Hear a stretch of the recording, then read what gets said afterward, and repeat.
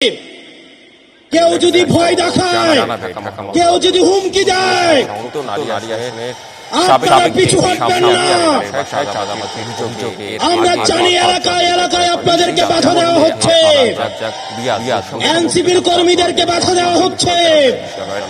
আমরা ত্যাক্ত কণ্ঠে বলতে চাই, টেকনাফ থেকে তেঁতুলিয়া, রূপসা থেকে পাথুরিয়া, এনসিপির একটা নেতা কর্মীর দিকে যদি কেউ চোখ তুলে তাকায়,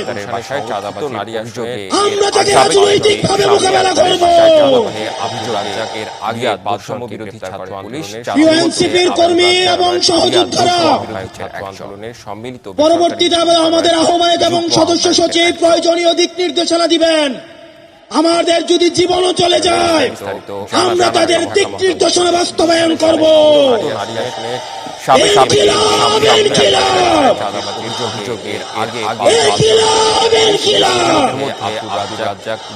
কথায় কথায় বাংলা ছাড়, এই দেশ আমার দেশ,